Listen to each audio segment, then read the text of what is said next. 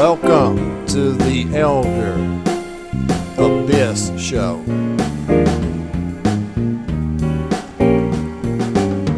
For talking videos, it's the place to go.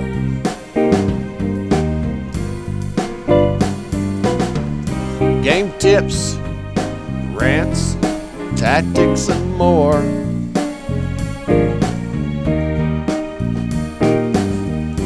What you'll find here, you can never be sure.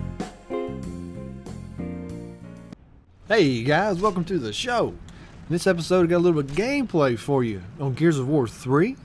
I know we've been doing quite a few Gears of War 3 videos, and I told you guys I was going to be picking up the pace. But mostly what we're seeing right now is entries into the COG handbook, which is cool. That's great. I like doing those. The weapon analysis, and we're going to move on to game mode analysis and map analysis. We're really going to break the game down in that series. But I don't want to get away from good old gameplay. I mean, we got to have some gameplay to have some fun with, relax with, right? I mean, that's what I like. I'm sure you guys like it too. I mean, I like the COG handbook. I really like doing that, but I've got to have some gameplay to tide me over. It can't all be weapons analysis, right? I know. So here we go. And by now, surely you recognize this map. It is the old faithful Drydock that we have seen so much of here lately in our weapons analysis. I thought you guys might appreciate actually seeing it in action with a little team deathmatch. And some kills, some enemies, some different weapons. So here we go. Let's take a look at this and see if we can have some fun here. All right, so Drydock. Drydock is actually one of my favorite maps in the game. I like the game. It is, or I like the map. It is elegant in its simplicity, but it is complicated enough in design that it's not just straightforward, uneventful. Drydock to me kind of encompasses the whole idea of King of the Hill, in that top deck up there is the top of the hill, and if your team can hold it, well, you're going to be the kings, because they're both power weapons up there, one on each end, and you've got such wonderful lines of sight down to the rest of the map on both sides. So that is definitely the key.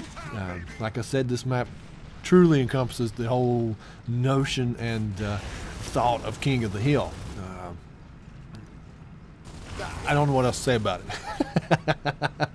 So you definitely want to try and hold the top of this top deck. That is the power position in this map by far, because you hold this, you're shooting down on everything else in this map. Now, there is, like I said, two power weapons, and we see the long shot here. I'm not a real big fan of the long shot unless I have teammates around. So I think you noticed earlier it was there and I didn't pick it up. It's because I didn't have any teammates around. Same thing with the mortar. I like to have someone around to kind of just watch your back. Especially the long shot's the worst, because when you're focusing in, you can't see anything else. So you need guys around you, or somebody's going to sneak up on you, man, and it's going to be done. But I do like to bring those weapons out to where I am right here. This little opening on that connecting catwalk, there's an opening like that on both sides facing into each side of the map. I think that is prime location for those power weapons. No matter what you've got, torque, long shot, one shot, mortar. If you can get it over there, you are in the master power position with the power weapon, and damage will be dealt. So if you get the opportunity to move up to that middle catwalk with a weapon, definitely do it. I mean, even standing out there with your rifle, you can do some serious work on the enemy team. I mean, you can really suppress and downs. I mean, you can just do some work from out there. Now, either end or the other, you really want to kind of keep guys on, so you don't want the enemy to organize a push up one side or the other and kind of dislodge your presence up there. But you know, unless you are the ones who need to get up there, and the other team is holding this top deck similar to the way we've got it locked down, then that's exactly what you want to do. You want to get your team together, figure out which end of that thing is the weak side and push quick. You want to get some guys up there. You got to get a presence up there. Once you can turn that into one end versus the other end kind of battle, then this map is really, you know, you've broken the king of the hills kind of stalemate. So if you can get on one end and push them to the other end, then you're fighting it out for ownership of the top deck at that point. But you really got to get a presence up there. I don't see how you could win this map without owning this top deck. Not on team deathmatch. You know, execution, yeah, execution, anything's possible in execution. But team deathmatch, yeah, you're really going to need to own this top deck. I don't see you pulling it off without owning it. You know, at least not. Oh, almost blowed myself up right there. I had to pause and was like holding my breath. If you notice when you are shooting the mortar, you may have caught it and you're probably aware of it. But if the rangefinder comes up with an X on it, that's a good heads up to don't fire, because there's something over your head, and that's what it's trying to tell you. Luckily, I pulled that off and managed to shotgun her and got myself out of that situation. But what I was saying is, you know, I could see theoretically winning team deathmatch by not completely owning the top deck, but in that circumstance it would have to be in a situation where your team is pretty much just running at will. You know, if they want to go up top, they go up top, they kill everybody that's up there and they move on. In that kind of situation, you know, it's not really not much is going to happen. But if it's a contested match, you know, if it's a good match, then definitely the benefit goes to whoever's owning this top deck, without a doubt. But don't forget about the nades, though. They're on the underneath. And one little thing you may want to keep in mind as I kind of walk this mortar out. You see those grates? See the nades right below me, right there. But those grates right there can actually be shot through. So if somebody's down there, they can shoot up and hit me right here. But in the same note, I could shoot down and get them. But just keep that in mind, because those grates on both sides of this piece that I'm on here now are actually, if you can fire through it. And watch this. Whatever you do with the mortar, never ever forget you can blind fire that thing like a beast, and it is extremely effective. It takes a little getting used to, a little practice, because it kind of lobs, and if you ain't careful, you'll blow yourself up real easy. But once you get used to the trajectory of the blind fire on that thing, you would be amazed at how easy it is to get kills. I think there's even a couple more examples in this match. I know there's one more for sure. So I love the blind fire mortar, man. It's so great because 9 times out of 10 the guy's not expecting it.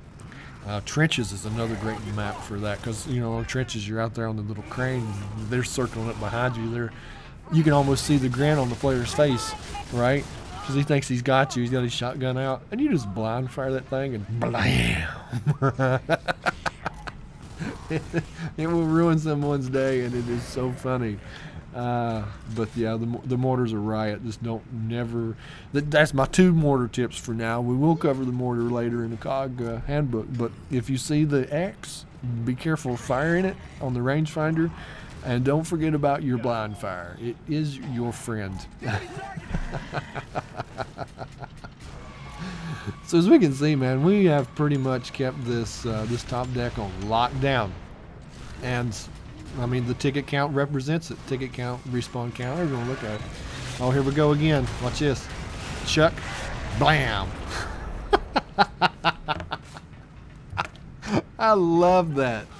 Oh, that is such a good time. And here's this. This is the middle section, like I was saying before. You can work this effectively with rifle, pistol. I mean, anything that's just, you know, anything that's going to suppress them and get some rounds on enemy targets as they're moving around down there is going to help your team out. You know, it's not all about getting the kill yourself. Just softening a guy up to make it easier for your teammate to kill him. Yeah, that works too. That works wonders, because it's all about the team win, babe. All about the team win.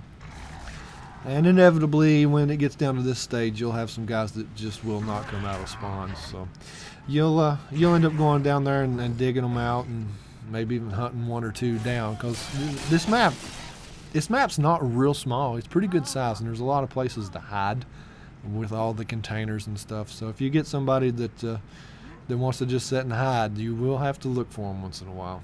But all in all, not too bad. I mean, we got, what, 6 tickets against one guy?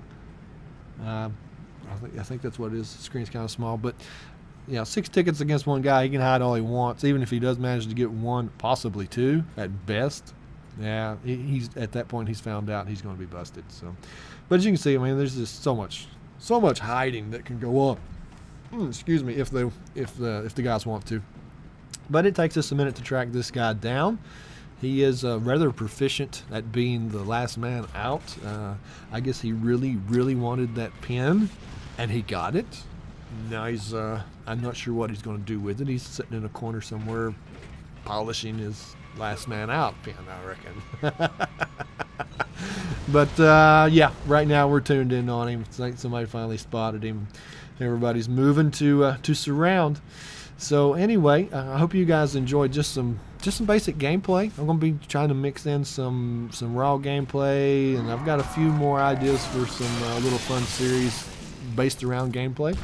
And we're going to continue the COG handbook. You're going to have all kinds of good stuff going on with Gears 3. So hang on, stay tuned, and as we check out the final screens and splashes here, I will bid you farewell and catch you in the next video. Thanks, guys. Later.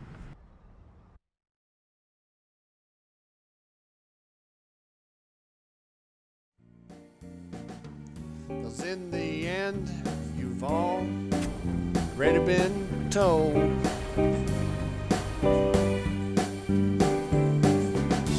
We're all just gamers.